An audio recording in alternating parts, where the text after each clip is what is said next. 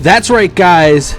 Piper Reese has been nerfed. But let's go over what changes there. General HP decreased by 25%, decreased speed while shooting from 8.7 to 5.8. Magic Mites decreased the max distance by 14%, increased minimum range to reach peak damage by from 20 meters to 35 meters. And Somersault increased cooldown by 2 seconds and decreased damage by 40%. So this is a lot of changes for this particular card, guys. But the question still remains, was this enough of a change to keep her out of meta discussions? Because this card was really good at controlling everything. And we're going to talk about that here momentarily. But before we do that, guys, you know, as always, I have to give you a few basic tips and tricks to help you with Piper Reese and learning her new set of skills, or new outputs from her set of skills that she used to have. So let's get into tip number 1. Tip 1, range is your friend. This card, as you saw, does more damage at further range, like most of the snipers in the game of Frag. And by increasing it to 35 meters, you now have to have a pretty substantial distance.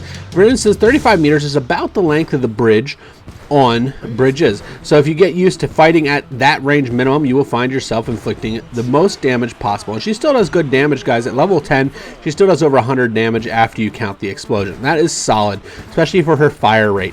Now, does this mean that she is not as effective anymore? I'd say no. I really would.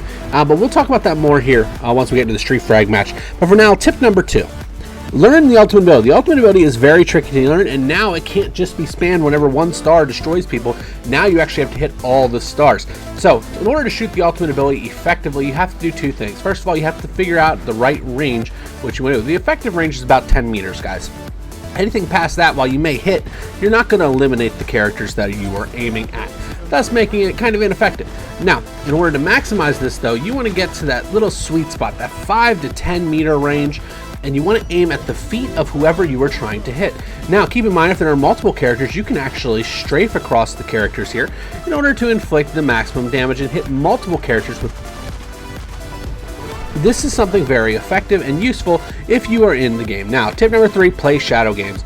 The trick with Piper Reese is to not be seen now.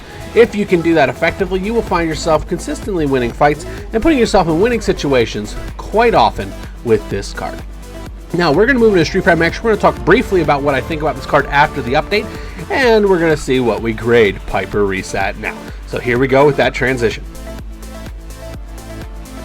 Alrighty, guys, Piper Reese. Let's talk. The nerf was a good one. She still is good. She still does 100 damage a shot, guys. That's nothing to slouch at. It may not be the darn near 200 that she was doing, but it's still 100 a shot at level 9, 10 and 9. Like, that's a lot, guys, for a card at that level.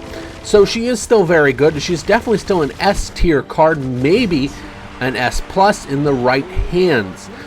But she is much more manageable now, and with the decreased speed while shooting, she is much easier to hit as well. So what we find with this card is now playable, fun, and better balance. I like this change, guys. It was a pretty solid change. There was some minor things that I would have done differently, but this will work for now. Let me know your thoughts on Piper Reese in the down there. I would love to hear them. Stay safe, everybody, and I will see you legends next time. Bye-bye.